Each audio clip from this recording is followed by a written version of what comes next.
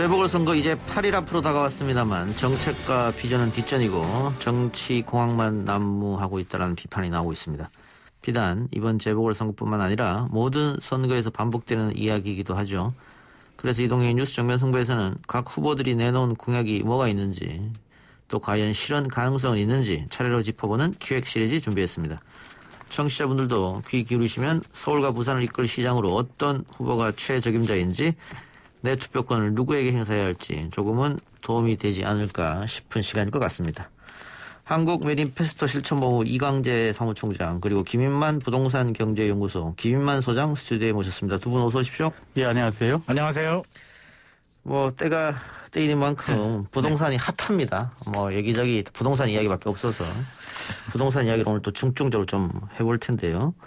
한국 매니페스토 실천본부에서 각 후보 캠프에 공약 관련 지도서를 보내고 회신을 받은 걸로 알고 있는데 응답은 성실성의껏 왔습니까? 아니면 교과서적인 대답만 왔습니까? 집요하게 물어봤고요. 저희는 시험 문제를 냈다고 보는데요. 선거 때 공약은 고용계약서죠. 따라서 성실히 답변하지 않으면 칸을 채울 수 없는 10대 공약과 10대 핵심 공약과 우선순위, 일정, 총 공약수, 공약 가계부, 정책의 지속성 등을 물어봤습니다. 결국 받아본 결과는 이렇게 말씀을 드릴 수 있는데요. 박영선 후보 같은 경우에는 이제 전망적 투표를 유도하기 위해서 경제 활성화에 좀 강점을 두고 있고요. 오세훈 후보는 회고적 투표를 유도하기 위해서 부동산 정책을 전면에 내세우고 있습니다. 특히 부동산 정책만 보면요. 박영선 후보는 30만 원, 오세훈 후보는 35만 원 등 공급 확대를 약속하고 있는데요. 3기 신도시가 24만 3천 호 정도 되죠. 그러니까 이 3기 신도시 규모보다 좀 많고요. 매년 서울시에서 3만 호에서 4만 5천 호 정도로 공급하고 있는데 이런 것들을 약 한 10년 가까이 제공할 양을 얘기하고 있습니다.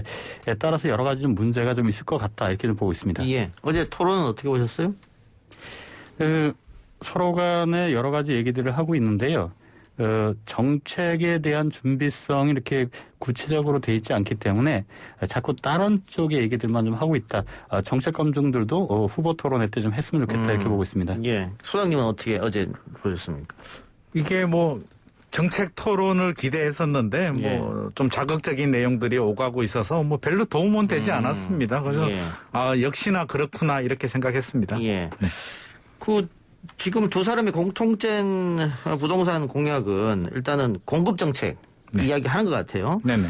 그러면서 박영선은 공공이 주도 플러스 민간이 참여하는 것이고 오세훈은 민간 중심 이렇게 지금 이야기하고 있는데 그러면서 오세훈 후보가 자기가 서울시장이 되면 일주일 안에 부자를 철폐하겠다 이런 얘기를 했습니다. 어제 또 토론장에서 나온 이야기예요. 네.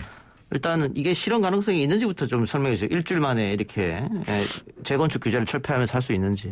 제가 볼 때는 좀 현실성이 좀 너무 자극적인 발언 같고요. 예. 일주일이면 업무 파악하고 이게 조직 구성하기도 부족한 시간인데 그리고 또 안전진단 노원구 상계동이란 목동의 안전진단 또 어떻게 하겠다라고 하는데 일주일 만에 안전진단 결과가 나오지가 않거든요. 그래서 서울시장 권한으로 안전진단을 그냥 통과시킬 수는 없기 때문에 일단은 그냥 강한 의지 이 정도로 받아들여야 될 것 같고 두 후보의 이제 공통점은 공급 확대인데 차별점을 제가 좀 쉽게 설명을 하자면 스포츠 경기를 예를 들자면 박영선 후보 같은 경우는 감독이 전략을 짜고 선수까지 같이 뛰어버리겠다. 나만 믿고 따라와라. 이런 전략이고요.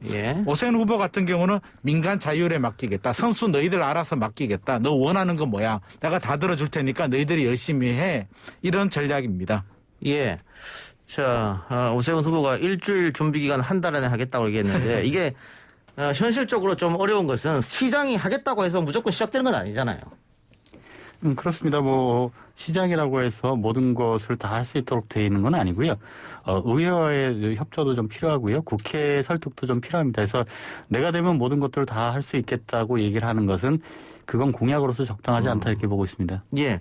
게다가 두 사람 다 30만 호, 35만 호 공급을 약속했는데 이번 시장 임기가 1년입니다. 1년이기 때문에 30만 원, 35만 원 공급은 상식적으로도 지금 말이 안 되는 거잖아요.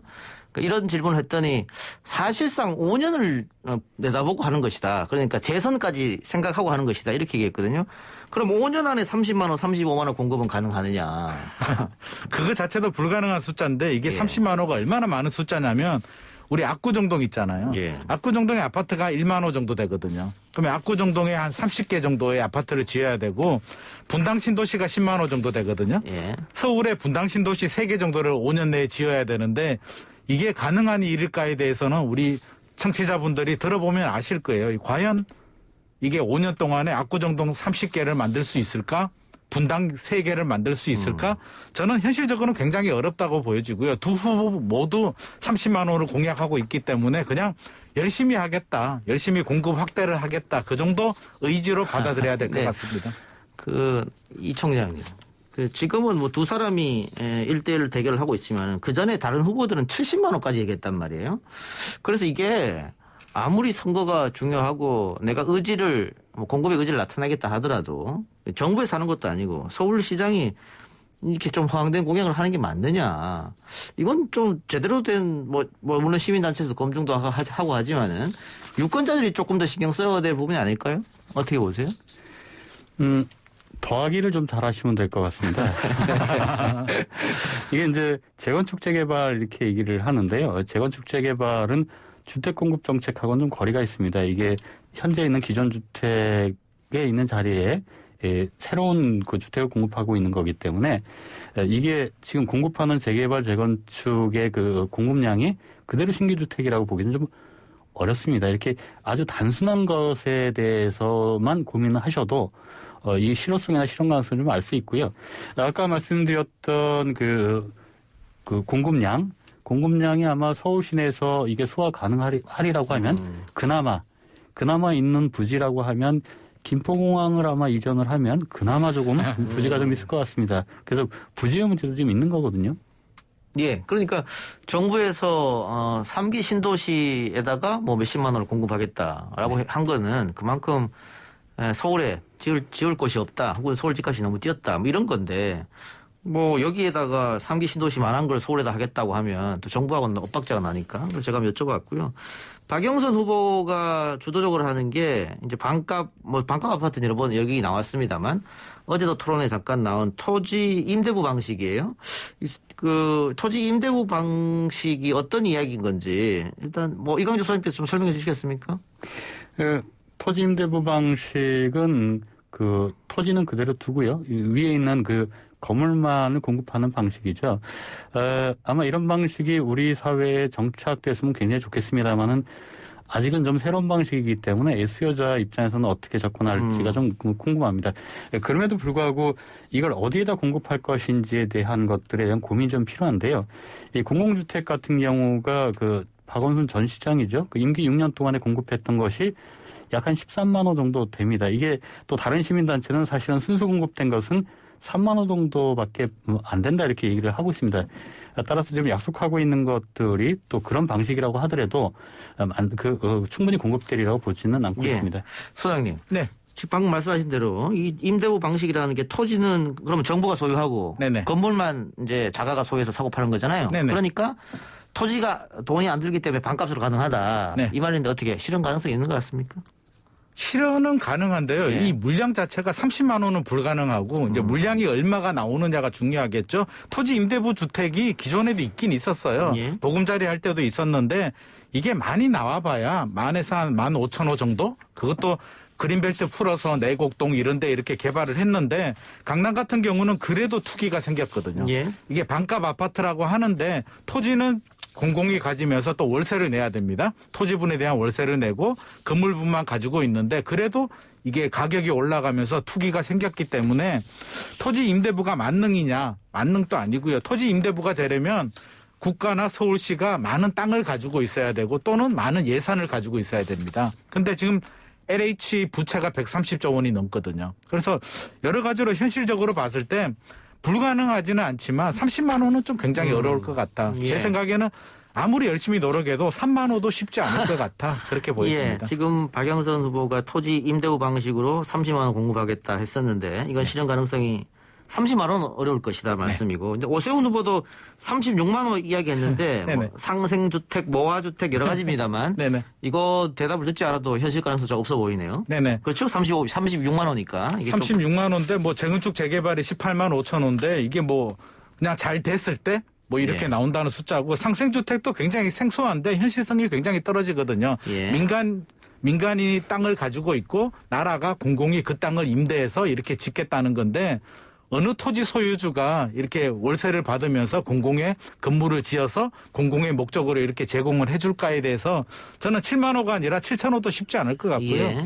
그다음에 이게 모아주택도 이게 여러 사람들이 모여서 이게 협소한 주택 이런 걸 짓겠다는 건데 제가 볼 때는 3,000호도 쉽지 않을 것 같습니다. 3,000호 쉽지 않다. 예, 알겠습니다. 자, 재개발, 재건축 얘기가 나왔으니까 뭐 서울에 있는 분들은 이게 가장 핫한 이슈일 수도 있을 것 같아요. 어제 토론회장에서도 이 얘기가 쭉 나왔었고 재건축 연합회에서는 오세훈 후보를 지지한다. 뭐 공공적으로 이렇게 밝히고 있고 또 뭐 강남이나 목동, 노원 오래된 아파트에 살고 계신 분들은 재건축 이슈에 또 반응을 하겠죠. 재개발, 재건축 이슈 두 후보 간 공통점과 차이점이 있을까요? 이광재 총장님. 재개발, 재건축에 대해서는 좀 허용하겠다라고 하는 것은 공통점일 거고요. 재개발, 재건축에서 발생하는 이익을 어떻게 할 것인가가 좀 서로 차이점이 있는 것 같습니다. 결국은 주택 소유주와 그 시공하는 사람들이 나눠 가질 것인지 아니면 여기서 나온 그 차익금들을 공공이 같이 공유할 것인지가 좀 차이점인데요. 이 재개발, 재건축에 대해서는 다시 한 번 좀 말씀을 드리지만 이게 공급량이 만약에 18만 5천 호라고 하면 이게 새로운 주택 공급은 아니거든요. 이 중에 아마 새로운 주택이라고 하면 공급량이 한 10% 정도가 새롭게 공급되는 것이고요. 재개발, 재건축이라고 하는 게 이제 무주택자를 위한 정책이라고 보기는 좀 어렵죠. 그렇죠. 지금 이제 주거 환경 개선을 하겠다고 하는 정책으로는 맞고요. 그래서 이게 새롭게 공급 대책이라고 하는 것은 좀 어폐가 있다 이렇게 좀 보고 있습니다. 근데 재개발, 재건축을 서울 곳곳에서 동시다발로 하게 되면 집값이 더 뛰는 거 아닙니까? 전체적으로?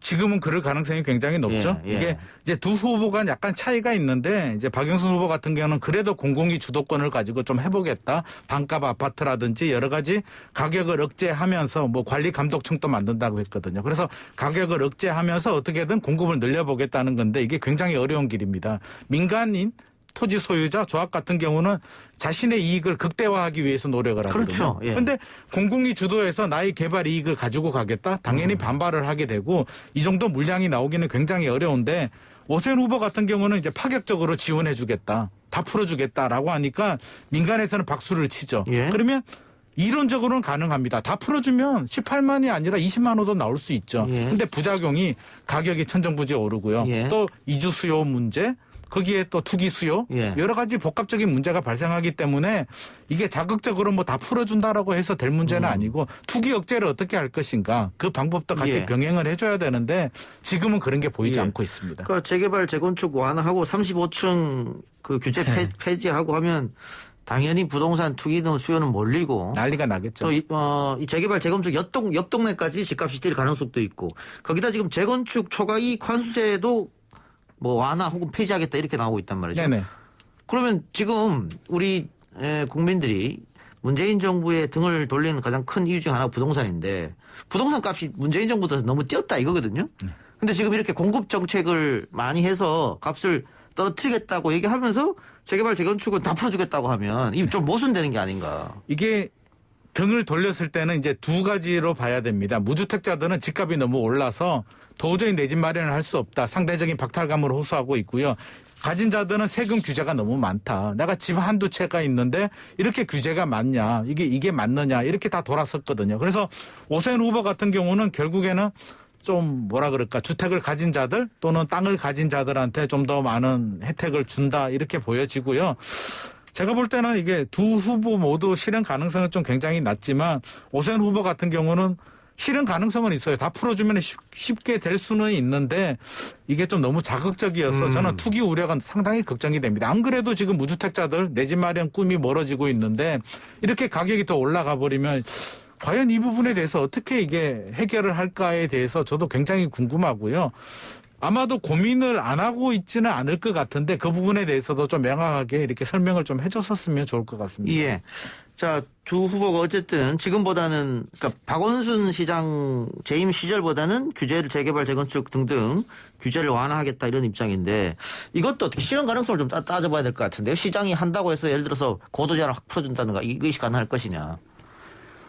실현 가능성 부분에서 이제 법적인 문제도 있겠죠. 그런데 여기서 좀 더 고민해야 될 부분이요. 지금 이제 서울시의 부동산 가격이라고 하는 것이 과연 공급만의 문제냐라고 하는 것도 좀 따져봐야 될 것 같습니다. 예. 특히 부동산 가격은 좀 종합적이고 복합적이거든요. 심리적인 요인도 있고요. 통화량에 대해서 좀 문제가 생기는 경우도 있고요. 또 금리에 관계돼서 문제가 생기는 경우가 있습니다. 결국은 이 부동산 시장이라고 하는 건 인권과 주거권 보호를 위해서 펼치는 게 맞고요. 이게 욕구에 의한 거냐 필요에 의한 거냐도 좀 따져봐야 될 필요성이 있습니다. 이런 것들을 뒤로 하고 무조건 시장의 원리로 따져간다든지 아니면 욕구에 맞춰서 공급을 해야 된다라고 하는 것은 굉장히 위험하고요. 이런 것들이 그 입법부, 서울시의회나 국회를 그대로 통과하기는 좀 어려울 것 같습니다. 예. 그러니까 이게 또 뭐 주거정책심의위원회라는 것도 있고 또 뭐 서울시에 또 뭐 서울시장은 물론 있습니다만 의회 의원들도 있지 않습니까? 근데 그 사람들이랑 다 여러 가지를 협의해야 되는데 이게 시장이 한다고 그냥 다 그냥 가겠느냐. 게다가 만일 오세훈 시장이 당선이 된다고 하면 그 서울시 의회는 90%좀 다 또 민주당 출신의 네, 맞습니다. 인사들인데 네. 이게 쉬워 보이지 않는데 어제 토론해 보니까 다들 너무 쉽게 말씀하셔가지고 이게 꼭 예. 대통령 선거 이게 방송을 보는 것 같아서 예. 사실 대통령이 되더라도 이렇게 되기 굉장히 어렵거든요. 예. 국회, 서울시 의회, 대통령 이게 삼위일체가 돼도 굉장히 어려운 숙제인데 지금 서울시 의회도 90% 이상이 지금 여당으로 되어 있고 예. 대통령도 여당인데 야당에서 서울시장만 돼서 과연 이게 가능할지에 대해서는 제가 생각해도 이게 여러 가지 시작도 못 해보지 않을까 하는 우려도 됩니다. 예. 게다가 공시지가 얘기도 나오는데 네. 공시지가도 서울시장이 정하는 겁니까? 공시지가를 서울시장이 정하지는 않는데 공동주택 공시가격 같은 경우는 이제 국토교통부에서 이제 산정을 하게 되고요. 우리 개별 뭐 공시지가 이런 거는 지자체에서 별도로 하긴 하는데 네. 국토부에서 산정한 표준 가격을 가지고 이렇게 근거를 가지고 하기 때문에 서울시장이 마음대로 이렇게 뭐 할 수는 없는 부분이거든요. 일정 부분 영향을 줄 수는 있겠지만 그게 간단한 문제가 아닌데 이것도 너무 이렇게 말씀을 하시더라고요. 어제 토론에서 코로나19 관련해서도 이야기가 나왔습니다만 코로나19도 지자체가 마음대로 할 수 있는 게 아니고 이게 중앙정부 방역당국과 협의해야 되는데 어제 토론에 좀 실망스러운 게 서울시장만 되면 뭐든지 할 수 있는 것처럼 이야기를 해서 제가 좀 놀란 부분이 없지 않아 있어서 제가 한번 질문 드려봤고요. 자, 또 중요한 게 도시개발 정책입니다. 두 후보의 핵심 공약이 우리 이광재 사무총장님께서 좀 설명해 주시겠습니까? 도시개발에 대한 거. 박영선 후보 같은 경우는 21분 컴팩트 도시로 서울시 도시 구상을 좀 재구성해 보겠다 이렇게 얘기를 하고 있고요. 예. 이 21분 컴팩트 도시는 서울을 21개의 다액화로 개발을 하고 또 디지털 경제에 맞도록 한번 재설계해 보겠다 이렇게 얘기를 하는 겁니다. 오세훈 시장 같은 경우는 한강 르네상스 사업을 다시 한번 얘기를 했는데요. 과거에 했던 것들을 다시 한번 재임 시절에 했던 것들을 좀 완성해 보겠다 이렇게 얘기를 하고 있습니다. 다만 저희가 좀 이해가 좀 안 되는 부분이요. 이 부동산 정책이라고 하는 게 사실은 도시 구상하고 이게 같이 맞물려서 돌아가야 되는 건데요. 그렇다고 하면 박영선 후보 같은 경우에는 21개의 다액 도시를 중심으로 해서 부동산이 공급이 돼야지 일과 생활을 같이 영위할 수 있는 워라밸이 가능하고요. 오세훈 시장 같은 경우에는 한강 르네상스 사업과 같이 맞물려서 도시 공급이 돼야지 15분 내에 여러 가지 워라밸을 하겠다고 하는 게 이게 같이 맞물려 들어가는데요. 예. 그것이 아니라 그냥 공급량만 얘기하고 부지나 이런 것에 대해서는 얘기를 하고 있지 않은 것은 이 도시 구상과 부동산 정책과 맞물리지도 않은 좀 체계적이지 않은 정책이 제시가 되고 있지 않나 이렇게 보고 있습니다. 예. 어떻게 보셨습니까? 김만수 소장님. 저는 굉장히 아름다운 그림이다. 굉장히 이상적인 아름다운 그림인데 우리 실현 가능성, 우리 국민들, 시민들의 삶에 대해서 굳이 21분이 왜 꼭 필요할까? 20일이 왜 이렇게 중요할까 하는 생각이 들고요. 한강 르네상스 같은 경우도 과거에 한번 했었거든요. 예, 시장 했는데 성공한 적이 하나도 없거든요. 지금 마지막 남아있는 구역이 지금 성수가 아직은 해제가 안 되고 있고 남아있기는 하지만 지지부진한 상태. 그래서 발표만 하고 뭐 그냥 집값만 올려놓고 그때도 우리 한 10년 전으로 기억하는데 버블 7 아파트가 꺼지는데 한강 르네상스 지역의 아파트 가격은 계속 올랐거든요. 기대감이 굉장히 컸기 때문에 지금 또 이렇게 또 추진을 한다면 또 기대감이 커지면서 집값이 또 천정부지. 다른 지역들은 또 조정, 안정이 될 수는 있겠지만 이런 지역들은 천정부지 오를 가능성이 있어서 뭐 좋게 잘 개발하는 거 좋습니다. 21분 도시도 좋고요. 한강 르네상스도 좋은데 우리 시민들 삶에 얼마나 도움이 될까 이렇게 생각해 보면 저는 큰 도움이 되지는 않을 것 같습니다. 알겠습니다. 어제 나왔던 또 하나의 내용 중에 강남북 균형 발전을 위한 후보들의 공약이 있었습니다. 강남북 균형 발전 뭐 당연히 필요한 건데 뭐 이 얘기를 하면서 오세훈 후보가 강남, 비강남이라는 단어를 계속 써서 강남에 대한 특권 의식을 갖고 있는 거 아니냐 뭐 이런 비판도 받긴 했습니다만 네. 이 강남북 균형 발전 공약은 어떻습니까? 서로 간에 이 균형 발전이라고 하는 것에 방점을 두기보다는 자신이 표를 얻는데 좀 불리한 지역에다가 개발 공약들을 좀 제시했다고 좀 보고 있습니다. 예. 박영선 후보 같은 경우는 경부 고속도로 지하화를 약속을 했고요. 이 경부 고속도로를 지하화하고 그 위에다가 1,000만 원대 반값 아파트를 분양하겠다고 하는 구상을 밝혔습니다. 이에 반해서 오세훈 후보 같은 경우에는 이제 강북 지역이죠. 도봉구 창동 차량기지에 동구장을 건설하겠다 이렇게 얘기를 하고 있습니다. 이게 대표적으로 균형발전 공약이라고 얘기를 하는데요. 저희 입장에서는 이게 왜 균형발전 공약인지가 좀 의심스러운 그런 얘기들을 하고 있습니다. 예, 아니 이게 동구장을 건설해서 그 안에 뭐 여러 가지 뭐 스타필드 같은 대형 쇼핑 공간 뭐 이런 걸 하겠다 그런 의미 아닙니까? 그래서 경기가 있을 때는 경기를 하고 없을 때는 뭐 대규모 소비센터로 만들겠다. 이게 균형 발전 아니 이런 생각 같은데. 이 도시 구상과 도시 디자인은 그 시장 한 사람이 하는 건 아니거든요. 예. 전체 서울 시민들이 함께해서 논의하고 사회화 과정을 거쳐서 얘기가 돼야 되는데 이 권위주의적 질서 때 그 어린 시절을 보냈던 양 후보라서 그런지 나만 후보로 뽑아주시면 모든 것들이 내 마음대로 다 될 수 있다라고 얘기를 하는 것 이런 것들이 좀 오해하게 예. 저희가 보고 있는 거죠. 예. 또 박영선 후보의 경부고속도로 지하화 이게 과연 시장 재임 1년 혹은 5년 만에 가능하느냐 이것도 한번 바라볼 문제이기 때문에 예, 이것도 현실 가능성이 거의 크지는 않아 보입니다. 자, 어제 토론회에서 또 가장 핫하게 치고받았던 문제가 이 박영선 후보의 수직 정원 도시예요. 우리 김한 선생님 어떻게 네. 보십니까? 수직 정원 도시. 사실 별 느낌이 안 오거든요. 수직 정원이란 게 이제 뭐 지하에서 생긴 공간을 나선형 빌딩형으로 해서 뭐 이게 스마트팜 뭐 공공 오피스 1인 가구로 이렇게 활용하겠다는 건데 사실 국민들이 바라볼 때는 크게 느낌은 잘 오지 않아요. 그래서 그 경부 고속도로 지하화 얘기도 했지만 쉽지는 않은데 저는 아이디어는 좋다라고 보거든요. 예. 왜냐하면 경부 고속도로도 그렇고요. 서울에 보면 서울역에서 뭐 용산 구간, 성수라든지 구로 구간에 지상철, 지하철들이 막 다닌단 말이에요. 그래서 그런 공간들을 활용해서 지하로 넣고 그 도시 미관이라든지 공급 확대하는 정책은 좋은데 이게 너무 추상적으로 나가서 이게 더 나가버려서 수직 정원이다. 이게 국민들이 바라볼 때는 사실 공감이 잘 안 되는 부분이 있고요. 차라리 그냥 지하철, 지상으로 다니는 지하철 지하화하고 그 공간을 공간과 도로와 주택을 짓겠다라고 하면 물론 그것도 어렵습니다. 그것도 굉장히 어려운 숙제인데 서울시장이 해결할 문제는 아니라고 보여지지만 아이디어 자체는 저는 굉장히 바람직하고 좋다라고 보여지고요. 네, 알겠습니다. 네. 자, 이광재 사무총장님. 한국 매니페스토 실천본부에서 분석해봤을 때 두 후보의 공약 가운데 가장 칭찬하고픈 공약 또 무책임한 공약 하나씩만 꼽아주시죠. 부동산 도시개발 공약 중에서. 이렇게 딱딱 꼽았으면 좋겠다 예. 보는데요. 저희는 그 무책임성에 대해서 좀 얘기를 하고 싶습니다. 말씀하십시오. 이게 결국은 공공정책이라고 하는 게 주거를 중심으로 해서 주택정책을 펼쳐야 되는데 그렇지 않았다고 하는 거고요. 대부분 이제 공급정책의 모든 것들이 함몰되다 보니까 서울에서 살고 있는 그 팍팍한 삶을 이어가는 서민들 또 집을 갖고 있지 않은 서민들에 대한 것들이 굉장히 많이 도외시되어 있다고 하는 거고요. 서울에는 유권자, 청년이라고 하는 20대 유권자들이 약 한 30%가 굉장히 어렵게 지금 생활을 하고 있습니다. 청년에 관계된 주거 공약들이 상대적으로 소홀했다. 이런 부분이 저희들이 가장 약점으로 뽑고 있는 겁니다. 예. 자, 우리 김희만 소장님. 네. 그 계속 우리가 실현 가능성에 대해 언급했는데. 네. 사실 이번 시장이 당선된다 하더라도 뭐 다음 선거에서 떨어질 수도 있고요. 네네, 맞습니다. 그럼 떨어지게 되면 1년만 하는 거잖아요. 네. 그렇기 때문에 그 새로운 시장에 와서 또 전임 시장이 했던 거 다 갈아엎으면 네. 이번에 한 공약이 또 다 도루묵이 되니까 네네.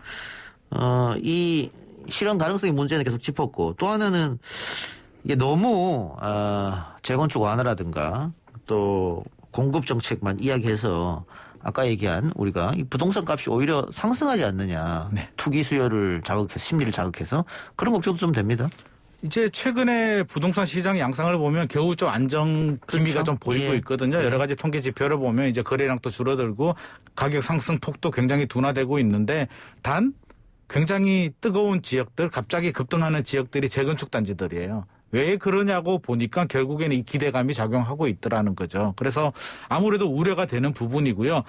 오세훈 후보가 좀 더 자극적이긴 하지만 박영선 후보도 못지 않아요. 이게 예. 여당 후보임에도 불구하고 여러 가지 뭐 35층 층고 제한도 해줄 수 있다. 강남 같은 경우는 꼭 공공이 주도를 안 해도 된다. 뭐 이런 약간 좀 동조하는 듯한 발언을 보이고 있어서 현 정부의 부동산 정책과 약간 엇박자를 좀 보이고 있거든요. 이게 뭐 감독원을 설치하고 투기를 억제하겠다라고 하지만 시장에서 받아들일 때에는 이건 뭔가 달라지는 거 아니야? 정책이 달라지겠구나. 규제가 풀리겠구나. 그렇게 좀 왜곡되는 왜곡 인지를 할 수 있는 가능성이 충분히 있기 때문에 저는 이렇게 뭐 필요한 규제는 완화하는 거는 뭐 저도 좋다고 생각하지만 투기 억제 수단도 같이 병행을 해서 우리가 근본적으로는 안정적으로 투기 억제를 하면서 공급 물량도 늘리겠다는 시그널을 줄 필요가 있을 것 같습니다. 알겠습니다. 오늘 두 분 말씀 여기까지 듣죠. 오늘 말씀 고맙습니다. 지금까지 한국 매니페스토 실천본부 이강재 사무총장 그리고 김인만 부동산 경제연구소 김인만 소장이었습니다. 고맙습니다. 두 분. 감사합니다. 감사합니다.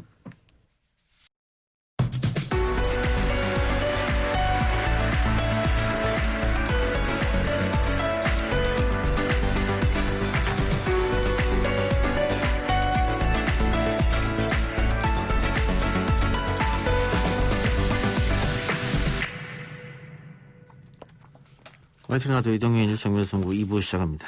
이번 재보궐선거뿐 아니라 대한민국에서 치러지는 총선, 대선, 지방선거 모두 선거를 할 수 있는 유권자는 만 18세 이상의 대한민국 국민입니다. 그렇다고 만 18세 미만 대한민국 국민들의 의사는 중요하지 않다라고 할 수 있을까요? 그렇진 않겠죠. 최근 중고등학생들이 모여 만든 청소년 단체에서 이번 재보궐선거 후보자들의 청소년 공약을 알려달라며 각 캠프로 질의서를 보냈다고 합니다.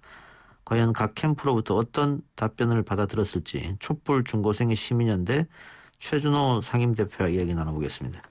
대표님 나와 계십니까? 네, 안녕하십니까. 최준호입니다. 예, 제가 앞에서 청소년 단체라고 이야기를 했는데 대표님은 어디 학생이십니까? 아니요. 지금 성인입니다. 예, 근데 어떻게 이 일을 하게 되셨죠? 네. 저희 촛불 중고생 시민연대는 촛불 집회 거리로 나왔던 이른바 촛불 중고생들과 그 후배 중고등학생들이 뭉쳐 만든 단체입니다. 예. 저는 촛불 집회 당시에 중고생 대표를 맡았었고 그때는 분명 19살이었는데 지금 그래 시간이 지나서 벌써 24살이 되었습니다. 촛불을 들 땐 학생이었는데 지금은 네. 세월이 지나서 성인이 됐군요. 알겠습니다. 네. 예. 얼마나 많은 학생들이 함께하고 있습니까? 네, 일단 저희 단체 같은 경우는 그 소속 중고등학생들과 성인이 된 촛불 중고생 회원수 합쳐서 약 1000여 명 정도가 활동을 하고 있으며 주로 수도권에서 많이 활동하고 있습니다. 예, 수도권에서 어떻게 온라인으로 자주 만나나요? 기본적으로 저희 단체는 오프라인을 통해서 모임이랑 행동을 주로 합니다. 우리 예. 촛불 중고생들이 세상을 바꿀 때 거리에서 촛불을 들었을 촛불 중고생 시민연대 소속 중고생들 역시 거리에서의 기자회견이나 캠페인 행동 등을 많이 진행을 했었는데요. 최근에는 코로나 때문에 많은 활동을 하지는 못했었습니다. 예, 그러면 코로나 때문에 정기적으로 만날 수는 없고 네네. 가끔 오프에서 만나고 온라인 소통은 어떻게 합니까? 중고생들의 최고 장점이 SNS 아니겠습니까? 예. 코로나 기간에도 활발한 이런 소통으로 지금의 이런 모의 투표까지도 준비하게 된 것 같습니다. 알겠습니다. 자, 그런데 이 촛불 중고생 시민연대에서 서울과 부산시장 후보 8명에게 학생 관련 공약이 어떤 게 있냐 질의서를 보냈다고 하는데 일단 이런 질의서를 보낸 이유하고요. 또 어떤 것을 물었는지 일단 답변해 주시기 바랍니다. 예, 촛불중고생이 등장한 이후 무려 5년이 흘렀습니다. 하지만 이 땅의 민주주의 주역이었던 중고등학생들은 아직까지도 정치적 의사결정에 참여라든지 교육체제의 문제라든지 여러 가지 개선되지 못한 체제를 살아가고 있습니다. 이런 부분을 시정 차원에서라도 중고생의 목소리를 반영하여 개선하거나 개혁할 의사나 정책이 있으신지를 주요 4개 정당, 더불어민주당, 국민의힘, 진보당, 민생당의 서울 부산시장 후보 8분에게 질의서를 보내게 되었습니다. 구체적으로는 중고등학생들의 시정 참여를 어느 정도 보장할 것인지, 학생인권 보호를 위한 노력을 할 것인지, 중고등학생들이 많이 쉬고 놀지 못하지 않습니까? 한국 중고생들이. 예. 이런 것들을 좀 개선할 수 있는 방향이 있을지, 그리고 중고생이 이제 통일이 된다면 미래 통일세대의 주역이 될 텐데 시청 남북교류 사업에 참여할 수 있는지 이런 것들을 주로 보았습니다. 남북교류까지. 네네. 근데 뭐 학생 인권 보장이라든가 뭐 남북교류는 충분히 주장할 수 있는 이야기 같은데 놀 권리, 쉴 권리 말씀하셨잖아요. 아, 예. 이거는 그 경쟁 교육이 너무 심해서 그런 거 아닙니까? 부모님이나 학생이 놀고 싶으면 놀면 되잖아요. 물론 그렇게 생각할 수도 있지만 현실적으로 우리나라의 교육체제나 시스템들이 사실 중학생, 고등학생 때의 나이는 그 어느 때보다 마음 편하게 놀고 쉬어야 할 나이 아닙니까? 이해 동의합니다. 하지만 우리나라의 교육체제나 이런 그 사교육의 문제라든지 이런 것들의 현실에 있어서 중고등학생들이 많이 쉬거나 놀 권리를 보장받지 못하는 것이 현실입니다. 그래서 시정 차원에서 이런 것들을 좀 어느 정도 해소하실 수 있으신지 후보님들이 이런 걸 좀 여쭙게 되었습니다. 아, 제도적 차원에서 놀 권리, 쉴 권리를 좀 만들어달라. 예, 그렇게 인식을 할 수 있을 것 같습니다. 뭐 실제로 심야 사교육 같은 경우도 많이 만연하기도 하고요. 아, 심야 사교육 같은 건 제도적으로 막을 수 있으니까. 네, 충분히 시장의 영역일 수 있습니다. 예, 그렇군요.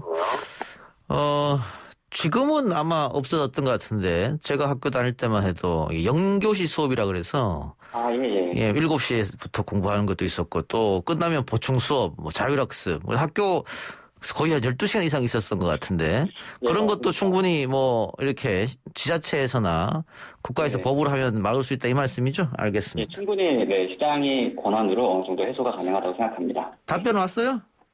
네, 일단은 감사하게도 8분 중 6분께서 답변을 주셨습니다. 하지만 안타깝게도 2분의 후보는 답변을 주시지 않으셨는데, 공교롭게도 국민의힘 오세훈, 박형준 후보이십니다. 아, 오세훈, 박형준 후보만 답변이 없었고 나머지 후보들은 답변을 했다. 네, 모두 답변을 주셨습니다. 왜 그랬을까? 이 두 후보들은 1등으로 계속 앞서 나가기 때문에 안 했을까요? 글쎄요. 일단은 저희가 연락을 드릴 수 있는 모든 수단을 통해서 연락을 드렸는데요.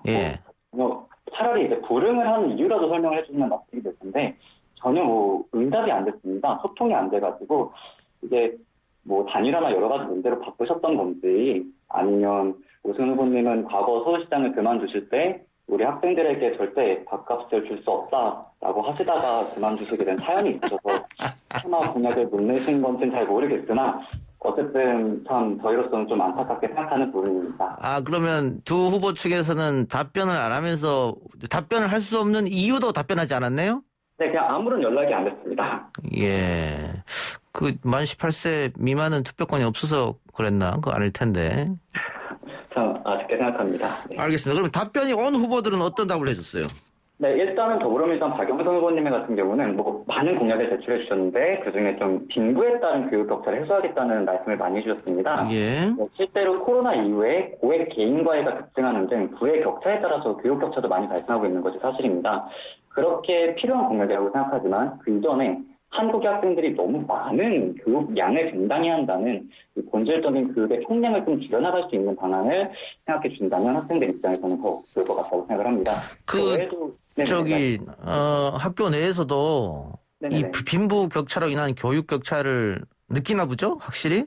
아, 네. 우리 소속 중고등학생들도 많이 이야기를 하는 부분이고 또 이게 비대면 교육이 이루어지다 보니까 있는 집 아이들은 이제 집으로 고액 과외 선생님을 투자할 수 있지만 그렇지 못하는 경우는 또 이게 안 되고 이런 경우들이 많이 발생하는 것 같습니다. 예. 또 어떤 대답을 했습니까? 그 외에도 저희가 좀 눈에 띄었던 거는 서울 평양 포럼을 연 1회 개최하여 중고등학생들도 간접적으로 참여가 가능하게끔 고려해 보신다고 하셨는데 남북이 통일된다면 통일한국의 주요 세대는 지금의 중고생들일 것이기 때문에 남북 중고생 간의 교류를 추진하는 것은 우리가 과거의 6.15선언에도 부합이 되는 내용이며 미래를 바라보는 좋은 방향의 공약이라고 생각을 했습니다. 모의 투표도 추진한다면서요? 네, 맞습니다. 예, 어떤 식으로 진행해요? 네, 일단은 모의투표 같은 경우는 일단 쉽게 말씀드리자면 투표권이 없는 중고등학생들이 실제 선거와 유사하게 모의로 투표를 해보는 것을 말합니다. 예. 이렇게 모의투표를 진행하면 각 정당 후보자들께서는 중고생을 위한 공약을 제출해주고 중고생들은 직접 해당 공약을 보고 투표에 참여하여 민주주의를 체득을 통해 배우게 되고 또 이 결과를 실제로 공표하면 우리 사회에게 중고생들은 이 정당을 이렇게 생각하는구나, 이런 정책에 이렇게 반응하는구나 라는 이런 좋은 피드백 자료까지 배워줄 수 있는 좋은 행동이라고 생각합니다. 결과 언제 발표하는데요? 결과는 4월 8일에 바로 발표를 할 예정이고요. 네, 단순히 모의투표뿐만이 아니라 중고등학생 국정 지지도라든지 정당 지지도 이런 것들도 함께 공개를 할 예정입니다. 7일 날 선거인데 8일 날 발표해요? 예, 바로 다음날 발표를 합니다. 그 전에 발표해야 정치권에서 조금 눈치 보지 않을까요? 네, 여러 가지 그런 부분들이 참 있으면 좋겠지만 우리나라가 상당히 선거법상 중고등학생들의 정치 참여를 매우 많이 막고 있습니다. 선관위에서 못하겠죠? 정확합니다. 네. 그래, 우리 선관위가, 이런 거에 대해서 굉장히 엄격합니다. 사실은, 투표권이 없는 학생들이 스스로 모의투표를 하고 자신의 의견을 개진하는 것은 자유로워야 하는데, 이것도 뭔가 정치적 의도가 있는 것 아니냐 하면서 못하게 하니까, 좀 안타깝네요.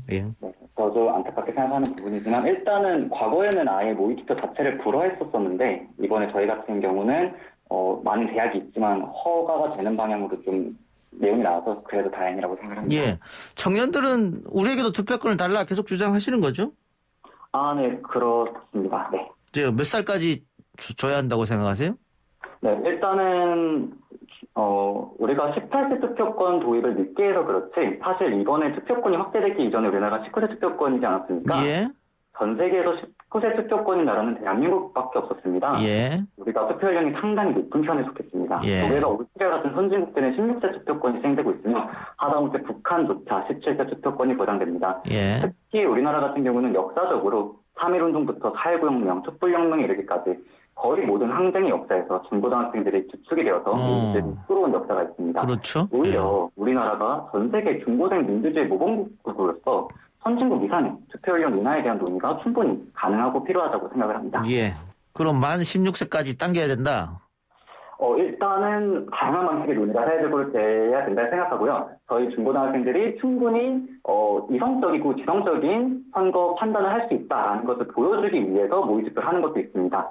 저희 결과를 한번 국민들께서 보시고 이 정도 판단이면 중고생들도 정치할 수 있겠다라고 생각을 해주시면 정말 감사할 것 같습니다. 19세였다가 18세로 내렸잖아요. 네네, 맞습니다. 근데 만 18세라고 하면 우리 나이로 하면 19살, 20살 되는데 네네. 그 반대했던 사람들이 고등학교 교실에서 정치 얘기하면 어떻게 해야 되냐, 애들 공부 안 한다 이렇게 반대했단 말이에요. 네네네. 그런 주장에 대해서는 어떻게 생각했어요? 아까도 말씀드렸다시피 우리나라의 민주주의를 이끌어온 주역은 중고등학생들이었습니다. 그 누구보다 정치적으로 활발하고 적극적인 의견을 개진해 오면서 촛불혁명에 많은 부분을 참여했던 것이 중고등학생들이었습니다. 왜 교실 안으로 정치가 들어올 수 없는지 저로서는 잘 납득하기 힘든 부분입니다. 오히려 교실 안으로 정치가 들어와서 활발하게 중고등학생들이 정치에 대한 얘기를 하고 참여를 한다면 우리나라의 대표적인 문제로 꼽히는 교육체제의 문제, 학생인권의 문제, 이런 것들에 대해서도 충분히 중고등 당사자의 의견이 사회에 많이 반영이 되면서 좋은 방향의 정책들이 많이 나올 수 있지 않을까 생각을 합니다. 알겠습니다. 오늘 말씀은 여기까지 듣겠습니다. 인터뷰 고맙습니다.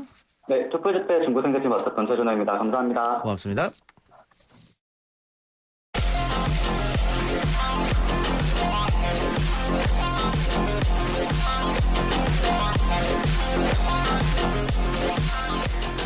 오늘 나온 뉴스들 언박싱 해드립니다. 기자 언박싱 헤럴드 경제 배던 기자 연결하겠습니다. 배 기자님. 네, 안녕하십니까. 네, 코로나19 상황 짚어주세요. 예, 중앙방역대책본부에 따르면 오늘 0시 기준 국내 코로나19 신규 확진자는 447명 늘었습니다. 전날보다 64명 늘면서 하루 만에 다시 400명대로 올라섰는데요. 주말과 휴일에 검사 건수 감소 효과가 좀 사라지면서 다시 증가세로 돌아선 것으로 풀이됩니다. 방역당국은 이 지역사회에 잠복해 있는 감염이 상당한 상황에서 봄철 여행과 모임이 증가하는 데다 또 다음 달에 자칫 재보궐선거까지 앞두고 있어서 유행이 더 확산할 것을 우려하고 있는데요.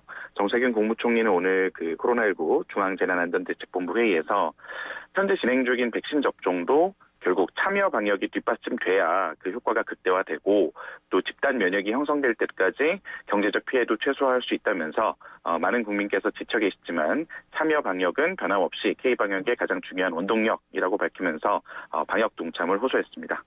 예.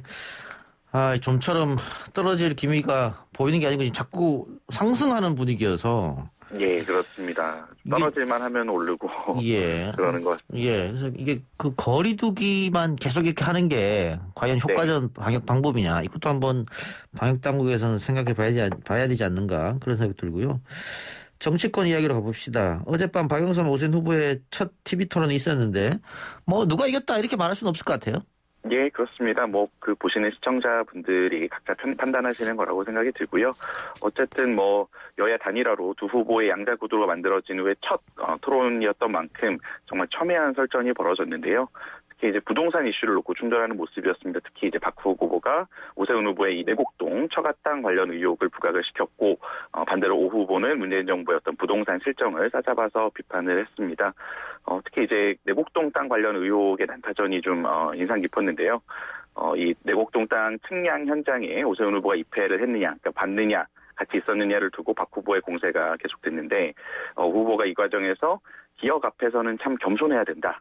전혀 기억이 안 난다라고 말하면서 이제 논란이 됐습니다. 오 후보는 오늘 이제 기자들하고 만나서 이 기억 앞에서 겸손해야 한다라는 표현을 두고 이게 측량 현장에 있었다는 말이냐라고 기자들이 물으니까 그런 거 아니다. 액면 그대로 받아들이면 된다라고 설명을 했습니다. 오 후보 같은 경우는 어제 박 후보가 이 봤다는 증인이 3명이다라고 지적을 하니까 3인 성호, 3명이 말하면 호랑이도 생긴다, 이런 얘기를 하면서 맞받아쳤고요. 또 그러면서 민주당의 3대 거짓말이라는 제목으로 준비해둔 패널을 꺼내들고 보상을 받으려고 땅을 산 것도 아니고 서울시장 시절에 관여한 것도 아니고 당시 시가보다 더 받은 것도 아니고 이게 초점인데 민주당이 이건 입증하지 못하고 다른 쪽으로 어떤 핵심 초점을 돌리고 있다라고 강조를 했습니다. 예. 오늘 밤 두 번째 TV 토론이 열리죠? 예, 그렇습니다. 오늘 밤 TV 토론도 아마 많은 분들이 시청할 것 같고 어제도 흥행에는 성공했다. 그렇게 너무 관심이 많은 것 같고요, 사람들이. 예, 그렇습니다. 자, 재보궐 사전 투표가 금토죠, 이번 주. 토일 아니었나요? 잠시만요. 예, 금토입니다. 네. 네. 자, 근데 통상 사전 투표가 높으면 진보 진영이 유리하다는 게 기존 정설이었는데 이번에 좀 다르지 않느냐 이런 얘기 있다는 것 같아요. 설명 좀 해주세요. 예, 일단은 최근에 한 5, 6년간 선거에서 사전투표율이 점점 올라가는 추세였는데 그때마다 더불어민주당이 승리를 거뒀습니다.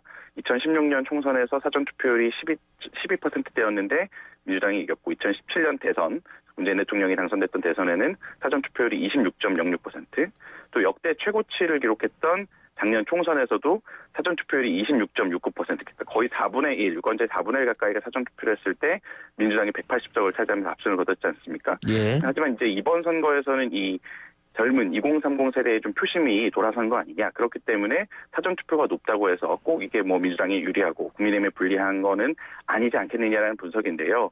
이제 사전투표라는 게 통상 젊은 층들이 투표를 좀 미리 하는 효과가 있다고 해석이 되기 때문에 진보 진영이 유리했다라는 어떤 그런 통념이 있었는데 이번에는 좀 2030 세대가 오세훈 후보를 지지하는 지지세가 좀 있다 보니까 사전 투표율이 높아도 오히려 오세훈 후보한테도 나쁘지 않은 거 아니냐 이런 분석이 있는 겁니다. 실제로 이제 각종 여론조사에서 이제 2030의 지지율이 오세훈 후보의 지지율이 박영선 후보를 좀 상당히 앞서고 있는 것으로 나타나고 있기 때문인데요. 전체적인 투표율도 투표율이 낮으면은 조직력이 좀 더 세다고 평가받는 민주당이 유리할 것으로 보이고 투표율이 좀 높다 그러면은 일단 정권에 대한 분노 표심이 작동한 것으로 보기 때문에 국민의힘에 유리할 것이라는 전망도 나옵니다. 예. 투표율이 높아서 진보가 불리했던 적은 2010년도 박근혜 문재인 붙었을 밖에 없는데 이번에 또 한 번의 예외가 나타날 수 있다 이 말 같고요. 예. 알겠습니다. 결과는 두고 보면 알겠죠. 다음 주 선거 결과를 좀 지켜보도록 하겠습니다. 오늘 여기까지만 하죠. 지금까지 기자 언박싱 헤럴드경제 배동 기자였습니다. 고맙습니다. 고맙습니다.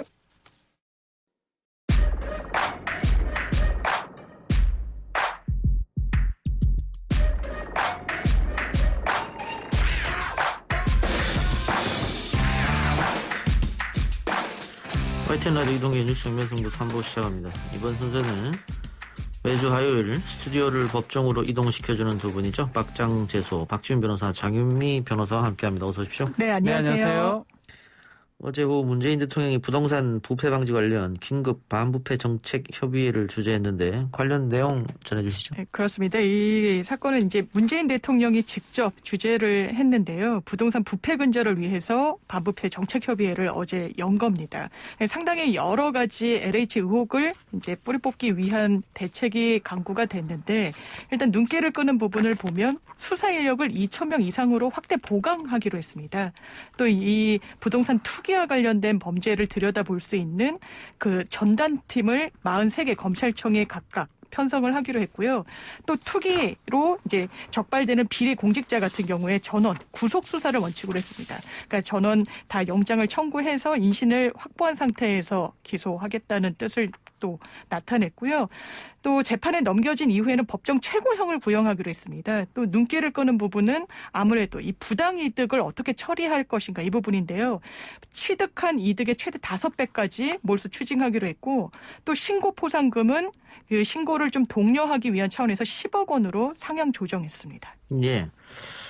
자, 수사 인력이 2,000명으로 확대되고 전국 43개 검찰청에 부동산 투기사범 전담 수사팀을 편성하고 이 수사판이 커졌는데 국민들은 뭐 이렇게 용두사미로 끝이 나는 게 아니냐 또 걱정을 하시는 것 같아요. 네, 국민들은 뭐 이렇게 좀 세게 하는 것처럼 보이고 또 선거가 또 임박했기 때문에 그런 게 아니냐라고 이제 얘기들을 많이 하는데 실제로 수사 인력은 상당합니다. 2,000여 명 정도 된다면 이른바 예전에 노태우 정부 때인가요? 범죄와의 전쟁 뭐 그 정도 이상의 아주 강력한 그 예상이 되긴 한데 일단 법 자체가 뭐 부패 방지법이나 공공주택 특별법 이걸로 지금 가야 되는 상황이기 때문에 적발하는 거 하고도 처벌하는 거 하고도 지켜봐야 되지만 일단 수사 인력이 크기 때문에 많기 때문에 그래도 적발을 많이 하고 뭔가 공권력 모습을 보여주지 않을까 예상이 됩니다. 예, 알겠습니다. 자, 그리고 지금 조금 문제가 되는 거라고 할까요? 부동산 관련 업무 공직자는 업무 관련 지역 내 부동산 신규 취득을 원칙적으로 제한하겠다라고 밝혔는데 이건 좀 과도한 거 아니냐 이런 지적이 좀 있어요. 그런 부분이 좀 있죠. 왜냐하면 공무원이라고 하더라도 이제 경제 활동의 주체로서 본인이 뭐 재산 증식이나 뭐 이런 활동은 경제 활동은 충분히 할 수가 있는 겁니다. 그런데 이제 부동산 관련 업무 공직자 이 범위가 조금 추상적이기도 하고 예. 그럼 업무 관련 지역 내라는 것은 어떤 업무와 관련해서 어떤 지역으로까지 그러니까요. 그 부분을 특정할 것인가 이게 상당히 좀 논란이 있기 때문에요. 이게 재산권을 침해하는 거 아니냐. 물론 이제 기본권이라고 하더라도 이게 최소 침해 원칙 뭐 이런 헌법적인 원칙을 지키면 그 부분을 이제 다소 규제하는 것도 가능하긴 한데 이거는 너무 많은 부분을 침해하는 거 아니냐라는 부분이 있어서 아마 입법 과정에서 좀 세밀하게 조정돼야 될 여지가 있지 않나 이렇게 생각이 됩니다. 예. 아니면 뭐 이게 헌재로 가면 또 위헌 논란이 있지 않을까요? 그럴 가능성도 있죠. 재산권 침해, 공공복리라든지 뭐 법률에 의해서 침해가 될 수 있도록 되어 있는데 이건 조금 너무 광범위하기 때문에 만약에 이게 입법이 되어진다 하더라도 헌법재판소의 위헌 법률 심판도 가능한 상황이 아닌가 이렇게 보입니다. 예. 또 하나 지금 언론에서 문제를 삼는 것이 재산 등록은 모든 공직자, 지금까지는 고위공직자만 재산 등록을 하게 돼 있는데 그렇죠. 예. 모든 공직자, 즉 구급 공무원까지 또 공공기관 직원까지 재산 등록이 의무화돼서 이것도 역시 과잉 규제다. 우리를 잠재적 범죄자 취급하는 거 아니야. 공무원 사회도 발칵 뒤집었잖아요. 그렇죠. 원래 4급까지입니다. 공직자윤리법상에 4급 이상의 공무원 등 약 한 20만 명, 10몇만 명 정도 되는데 150만 명 이상이 지금 다 등록해야 된다라는 그런 건데 사실은 4급 그때도 이거 굳이 해야 되냐 이런 얘기 많았는데 예. 공무원 사회에서 공직자는 이런 어떤 투명성이 보장돼야 된다 해서 이 법이 통과가 됐던 거고요. 예. 이제 입법이 되면 이제 할 수밖에 없는 상황이 되지 않을까 생각이 듭니다. 다만 지금 상황에서 이제 구급 공무원들이 뭐 정보가 그렇게 많지는 않을 것 같은데 우리를 잠재적 범죄자 취급하느냐, 우리 보고 부동산 취득하지 말라느냐 이런 반발이 있긴 한데 만약 입법이 된다 그러면 뭐 시행하고 그런 부분에 대해서는 다툼의 여지는 좀 적고 오히려 이게 입법이 되느냐 안 되느냐를 좀 지켜봐야 되지 않을까 생각이 됩니다. 박지훈 변호사는 재산 등록 한 적 있어요? 아니요. 고위 공직자 아니었습니까? 그때는 뭐 법이 시행도 안 됐었고 고위 공직자 아니었어요. 하위 공직자였어요. 하위입니다. 하급 공무원이었기 때문에 예. 일정 뭐 군인 같은 대령급 이상이 돼야지 이제 신고를 해야 됩니다. 그래서 어쨌든 일선 공무원들은 반발하고 있다. 네. 뭐 이렇게 보이고요. 근데 문제는 이런 겁니다. 이렇게 구급 공무원, 그러니까 전 공무원들까지 재산 등록을 한다고 하더라도 투기하려고 마음먹으면 또 투기가 가능하지 않느냐. 그렇죠. 그 소위 말해서 친인척 명의 아니면 지인 명의. 이거 어떻게 찾아낼 거냐. 이거잖아요. 그렇습니다. 그러니까 당장 나온 비판이, 그러니까 어제 여러 가지 대책이 나오기도 했는데 이거는 이제 실명으로 본인이 투기를 한 게 적발됐을 때를 다 전제한 거거든요. 그러니까 사실상 누가 위법까지 저지르면서 투기를 하는데 자기 이름으로 하냐. 친인척 이름 끌어당기고 또 뭐 이웃사촌 이름으로 또 다 투기를 했던 점이 뭐 지금 LH 의혹 사건에서도 좀 드러나는 부분이 조금 있는데 그렇다면 이거 반쪽짜리 아니냐라는 지적이 분명히 나오고 있는 거고요. 그렇다면 이 가족과 관련한 차명 재산까지 들여다보기 위해서는 개인정보 제공을 동의를 받아야 되는 문제가 있습니다. 예. 그래서 사실 뭐 어제 대책에는 나오지 않았지만 공무원으로 아예 임용이 될 당시부터 이제 개인정보 제공을 받을 때 좀 그 범위를 넓혀서 받는 것도 가능하지 않겠느냐. 뭐 이런 부분들이 지금은 아이디어 차원에서 좀 제기되고 있는 것 같습니다. 예.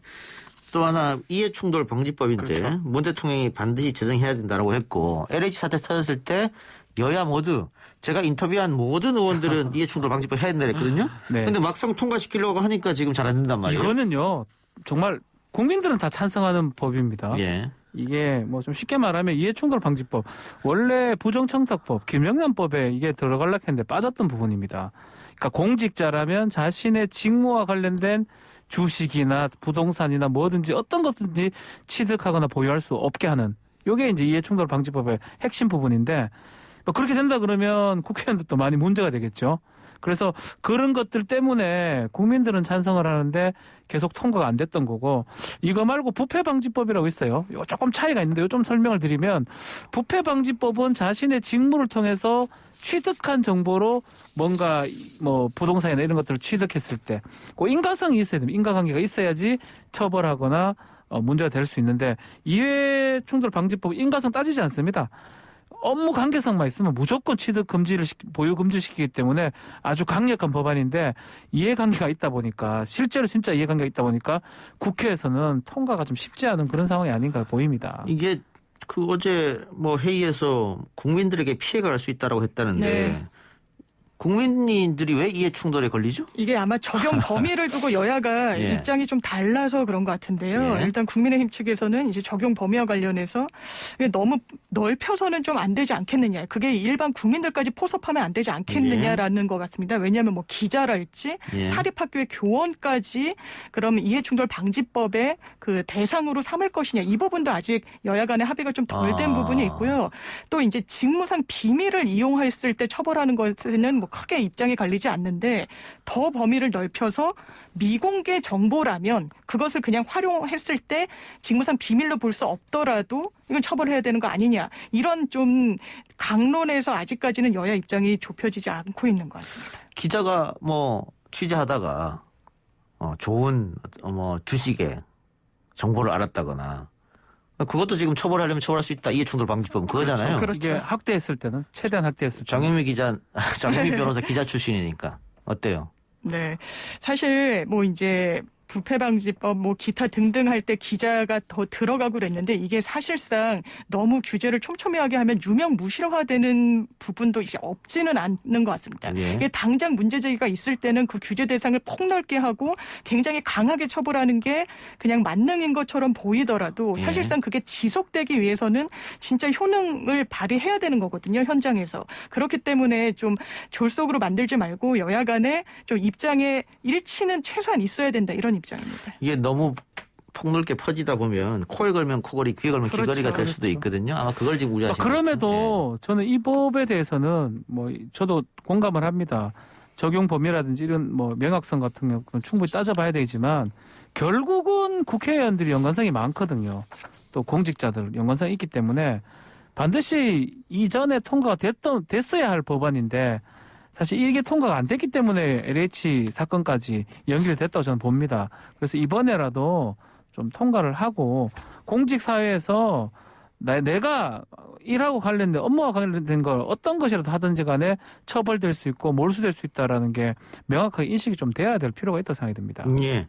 그리고 위헌 논란이 있었던 투기이익 소급 몰수법 다시 지금 적극적으로 추진을 하고 있다고 하는데 이 처음에 LH 사태 터졌을 때 국민들이 다 소급해야 된다 했을 그렇죠. 때 뭐 여당 원내대표도 위헌 논란이 있다고 그러고 네. 여야 율사들도 논란이 있다 이렇게 위헌 논란이 있다고 했단 말이에요. 그렇습니다. 지금 이렇게 입장이 바뀐 건 특히 여당이 결국 선거 때문 아닙니까? 아무래도 그런 측면이 상당히 좀 있다고 봐야 되겠죠. 법례가 바뀐 건 최소한 아닐 테니까요. 그러니까요. 예. 이게 물론 이제 헌법에 분명하게 어떤 입법을 통해 가지고 소급해서 재산권을 침해하면 안 된다라고 규정이 돼 있고요. 지금 아마 여권에서는 이게 종전 간의 입장이 달라진 게 부진정 소급 입법으로 이거를 좀 의율할 수 있다. 이 얘기를 하고 싶어 하는 것 같습니다. 그러니까 진정 소급 입법은 완전히 행위가 다 종결된 이후에 법을 그 이후에 만든 법으로 규제를 하고 몰수하고 이런 거는 이제 위헌인 거 여부는 이론의 여지가 없는데요. 그러니까 부진정 소급 입법이라는 건 사실상 뭐 헌재에서도 이거는 위헌이 아니다라고 판시를 하고 있는 부분입니다. 그러니까 아직까지 이 재산권 투기가 현금화되고 가시화된 건 아니잖아요. 계속 그 토지를 보유하고 있는 상황에서 행위가 끝나지 않은 진행 상황에서 입법을 빨리 해서 몰수 추징을 가능하도록 하는 건 이건 부진정 소급 입법이다라고 이야기를 하는 게 지금 여권의 입장인데 이 부분과 관련해서도 사실 헌법학자나 뭐 법조계에서는 이건 진정소급 입법이다. 이거는 이제 위헌으로 좀 봐야 되는 거 아니냐라는 반발도 좀 만만치는 않습니다. 그러니까 지금 장윤 변호사가 한 얘기가 지금 처음 나온 얘기는 아니거든요. 그렇죠. 이것도 LH 사태 터질 때 바로 나왔어요. 이렇게 하면 된다. 근데 그때는 안 된다고 했다가 지금 민주당이 선거에서 굉장히 약세를 면치 못하니까 갑자기 들고 나온 게 아닌가. 그러면 전략적으로라도 그때 들고 나왔으면 선거 유리했겠죠. 그 민주당이 뭐 이 부분에 대해서 좀 오판한 게 아닌가 싶어요. 어쨌든 국민들은 원하고 있으니까 국회는 법을 일단 만들고 예전에 뭐 예컨대 2008년인가요? 제가 정확하게 기억이 안 나는데 친일 그 활동 재산 기속 관한 법률 특별법 등이 있습니다. 그게 친일 활동했던 그 재산을 몰수하는 법, 소급 입법이죠, 사실은. 그것도 헌법재판소 갔는데 합헌 받았거든요. 그 비슷한 류의 법률들은 꽤 존재하고 있기 때문에 그런 것들을 참조해서 범죄 수익 은닉 그 몰수 규제법 그걸 바꿔서 할 수 있을 것 같아요. 그러니까 제 말은 국회가 할 수 있는 건 입법이니까. 네. 만일 그게 위헌 시비에 얽히고 한다면 헌재가 판단을 하겠죠. 헌법재판소에 판단하면 되는 거니까. 헌재가 판단하라고 있잖아요. 네. 그런데 미리 국회의원들이 이거는 안 될 거야라고 하면 왜냐하면 국민들이 안 원하면 모르겠는데 국민들이 원하니까. 많은 수 원했는데요. 네. 그리고 박지원 변호사 말처럼 친일 재산 환수 특별법 같은 경우에도 헌재가 통과시켰단 말입니다. 근데 우리가 헌재를 뭐 사법적 기구라고는 할 수 없으니까 정치적 함의가 포함된 기구니까 그건 헌재가 알아서 판단하겠죠. 거기까지 너무 입법기구에서 신경을 쓴 게 아닌가 싶어서 제가 한번 말씀을 드려봤습니다. 다음 주제로 넘어가죠. 양승태 전 대법원장 시절 사법농단에 연루된 혐의로 기소된 이민걸 전 법원행정처 기획조정실장, 이규진 전 대법원 양형위원회 상임위원 등 1심 판결에 검찰이 항소했네요. 네, 자 사법농단 관련해서 유죄가 됐던 사건들인데 유죄인데 집행유예죠? 예, 집행유예 받았죠. 특히 이민걸 전 실장 같은 경우는 국제인권법 연구에 와해하려고 했었고 또 뭐 국민의당 정의당이 관련된 그 사건 재판부 심증 파악하려고 진보당? 예, 진보당이 죄송합니다. 예, 진보당이고 이런 것들이 직권남용죄 인정이 돼서 징역 10개월에 집행이 2년이 됐었고 이규진 상임위원도 비슷합니다. 진보당 관련돼서 알선했다는 거 또 헌법재판소의 중요한 내용을 좀 파악했다는 혐의 징역 1년 6개월에 집행이 3년이 됐었는데 요 판결대에서 다 2심 항소를 지금 제기한 상황입니다. 양쪽이 다 항소한 거네 그러면? 그렇습니다. 이제 검찰이 항소한 이유는 이제 피고인 측만 항소를 하게 되면 피고인한테 최소한 불리한 판결은 안 나오거든요. 이 상급심에서. 그렇기 때문에 양쪽이 다 항소를 해야 원점에서 제로 베이스에서 판단을 받기 때문에 좀 기술적인 측면에서 사실 피고인이 항소를 하면 검찰도 하는 뭐 이런 구조인 걸로 보이는 부분도 있습니다. 아마 항소심에서는 이게 사법농단과 관련해서 사실상 처음으로 유죄 판결을 받은 그런 사례이기 때문에 그렇죠. 상당한 법리 다툼이 또 예상이 됩니다. 예. 대법원까지 가겠죠? 갑니다. 대법원까지 간다고 봐야 될 것 같고 지금 어쨌든 간에 지금 직권남용죄, 직권남용 권리행사 방해죄 법리들이 지금 형성되고 있거든요. 이번 사건만 조금 달리 봤던 것 같아요. 이제껏 모든 판사들이 무죄가 나왔었는데 그렇기 때문에 대법원에 가서 직권남용 권리행사 방해죄 특히 이 사건에서 이렇게 관여해서 결과가 바뀌었기 때문에 이거는 직분 내기도 하고 심각한 부분이다라고 이제 1심에서 판단했는데 과연 2심 또 대법원에서 어떻게 판단할지 지켜봐야 될 것 같습니다. 예. 다른 주제로 넘어가 보죠. 한국전쟁 때 납북된 피해자 가족이 우리 법원에다가 김정은 국무위원장을 상대로 손해배상 청구 소송을 냈는데 이겼네요? 네, 승소를 했습니다. 이게 이제 납북자의 가족이, 그러니까 이제는 그 납북되신 분은 돌아가셨고요. 그 아드님이 이 북한과 이제 국무위원장, 김정은 국무위원장을 상대로 우리 손해배상을 청구하겠다라고 해서 5천만 원을 을 구하는 소송을 제기했는데요. 네. 이 부분을 전체 다 이제 법원이 인용을 한 겁니다. 왜냐하면 실질적으로 이제 불법 행위가 있었다는 점을 한국 법원이 인정했다는 점에서 좀 의의가 있는 판결로 좀 판단을 할 수 있을 것 같고요. 사실 이 판결이 처음은 아니고 이제 작년에도 유사한 판결은 있어서 아마 이게 사실상의 또 리딩 케이스로 아마 유사한 소송이 이어질 가능성도 좀 있어 보입니다. 5천만 원을 지급하라 이렇게 판결이 됐고. 그렇죠. 이런 일이 또 있었다면서요? 그렇죠. 2020년이죠. 국군포로 그 두 분이 이제 북한하고 김정은 상대로 손해배상 청구를 했던 적이 있는데 이것도 마찬가지로 북한하고 김정은이 이 포로들 두 분한테 각각 2,100만 원씩 배상하라라고 이제 판결이 됐는데 두 가지를 우리가 좀 얘기를 좀 해야 될 것 같아요. 특히 재판에서 가장 중요한 게 송달, 주소가 있어야 되거든요. 그래서 김정은이 주소가 지금 어딘지 뭐 평양이겠죠. 어디? 평양 주석궁이나 이런 데일 것 같긴 한데 정확한 주소를 모르니까 국정원한테 주소 좀 알려달라 하니까 또 알려줄 수 없다 그러기도 하고 또 대사관에 물어보기도 했는데 안 되니까 이 경우 공시송달 방식이 택한 겁니다. 주소를 알 수 없을 때 송달된 것처럼 간주해서 이 재판을 진행할 공송달인데 공시송달 방법을 택한 거고 또 두 번째로는 이 북한이라는 이 정권 뭘로 봐야 되느냐 이 부분인데 우리 헌법상으로는 헌법에 보면 영토조항에 보면 한반도 그 부속도서로 하기 때문에 북한은 우리 영토 안에 있는 거 이 뭐 불법 단체라고 봐서 예, 비법인 사단이 돼서 재판할 수 있는 능력이 있다라고 법원이 봤습니다. 예, 뭐 북한 재판소에다가 뭐 어떻게 할 수는 없으니까. 거기 뭐 우리 재판하기 좀 어려우니까요. 그래서 우리 법원에 하는 거죠. 예, 우리 법원에서 우리 법원이 손해배상 해줘라. 한 가지 또 봐야 될 게 있어요. 돈을 그러면 김정한테 가서 돈 달라고 하면 그게 문제잖아요. 주겠습니까, 김정한? 누구한테 돈을 받냐? 자, 이게 이제 어떻게 좀 보면 좋은 게 이 예전에 2005년부터 북한하고 우리 협의했던 게 있어요. 네. 북한에 있는 어떤 사진이나 영상이나 이런 걸 쓰면 이것도 저작권 쪽의 일부기 때문에 저작권료를 지급하기로 했고 이게 남북경제문화협력재단에서 요것을 이제 했었는데 문제는 북한 제재를 하고 2009년부터는 거기에 돈은 지금 들어가는데 북한으로 전달이 안 되는 상황입니다. 예. 그래서 그때부터 지금 2009년부터 한 20억 정도가 남북 경제문화협력재단에 지금 돈이 있습니다. 예. 요 돈은 북한 돈이라고 봐야 되기 때문에 요 돈을 갖고 올 수 있는 방법 없지 않을까 그것을 지금 고민하고 있는 상황입니다. 그러니까 대부분 아마 북한 조선 중앙 TV 화면에 나온 것을 그거죠. 예, 그걸 쓰는 거죠. 우리 방송에서 갖다 쓰면 그 저작권 걸리니까 네. 돈을 줘라 이거잖아요. 맞습니다. 그래서 예전에는 그거 갖다 쓰고 돈을 줬는데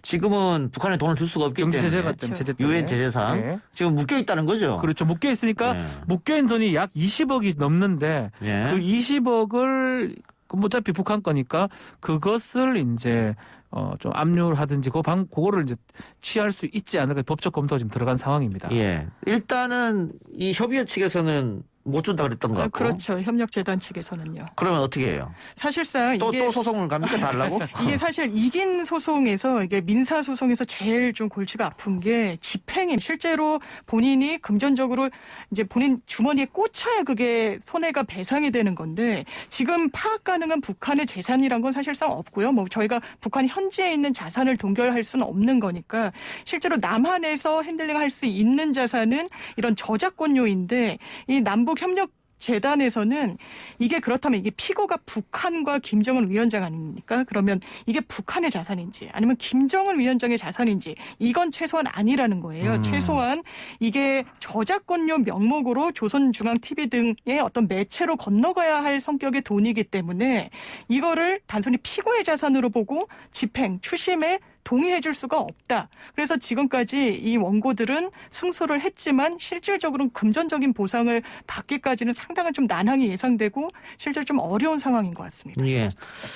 뭐 우리 한 9개 방송사가 계약을 맺었다고 하는데 근데 우리뿐만이 아니고 뭐 물론 뭐 아마 종편 3사에서 가장 많이 썼지 않을까. 근데 뭐 BBC나 이쪽에서도 만일 쓰면은 조선중앙TV 거를 쓰면은 저작권을 준다. 뭐 이겁니다. 우리만 주고 있는 게 아니기 때문에 뭐 LHK에서 쓰게 되면 줘야 되는 것이고. 그렇죠.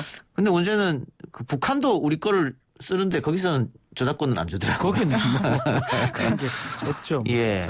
정립이 덜 돼 있죠. 그러니까 뭐 YTN을 비롯해서 라디오, TV, 뭐 JTBC 그 북한 고위급 인사들이 듣고 있다고, 듣고 보고 있다고 얘기를 했기 때문에 이것도 듣고 있을 것 같은데요. 요거 김정은이 듣고 있.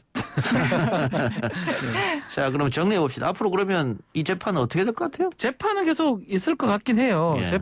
재판이라는 건 두 가지 절차거든요. 네가 누구한테 돈을 받을 권리가 있다라는 걸 확인하는 거하고 두 번째는 장윤 변호사 설명했지만 그걸 갖고 돈을 받는 집행 절차인데. 그러니까 지금은 실질적으로 어디서 받아야 되냐 이 문제가 남았잖아요. 그렇죠. 이제 결국 그런 재판 앞에 말했던 판결은 계속 받을 수가 있는데 이제까지 했던 것처럼 집행 문제는 계속 문제가 될 것 같아요. 아직까지는 명확하지 않는 것 같아요. 그래서 그러니까 재판은 하되 돈 받는 방법은 마땅치 않다.